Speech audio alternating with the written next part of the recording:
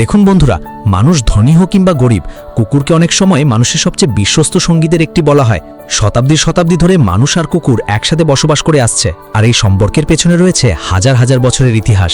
কখনো কি ভেবে দেখেছেন পৃথিবীতে এত প্রাণী থাকতে কুকুরই কেন মানুষের সাথে এত ঘনিষ্ঠ সম্পর্ক গড়ে তুলেছে? বিজ্ঞানীদের ধারণা প্রায় 15,000 বছর আগে কিছু বুনো নেকড়ে মানুষের বসতির কাছাকাছি থাকতে শুরু করে। সময়ের সাথে সাথে যেসব নেকড়ি মানুষের উপস্থিতি সহ্য করতে পারত, তাদের বংশধরেরাই ধীরে ধীরে আজকের গৃহপালিত কুকুরে পরিণত হয়। এরপর বহু প্রজন্ম ধরে মানুষ ও কুকুরের মধ্যে একটি বিশেষ সম্পর্ক তৈরি হয়। বিজ্ঞানীরা আরও দেখেছেন, কুকুর যখন তার পরিচিত মানুষের সাথে ইতিবাচকভাবে মেলামেশা করে, তখন তাদের শরীরে অক্সিটোসিন সহ কিছু হরমোনের মাত্রা বৃদ্ধি পেতে পারে। এই একই ধরনের হরমোন মানুষের সামাজিক বন্ধন আর স্নেহের সাথেও জড়িত। এই কারণেই অনেক কুকুর তাদের মালিকের সাথে খুব ঘনিষ্ঠ সম্পর্ক গড়ে তোলে, আর সম্ভবত এই কারণেই কুকুরকে প্রায়ই মানুষের সবচেয়ে কাছের প্রাণী বন্ধুদের একটি বলা হয়।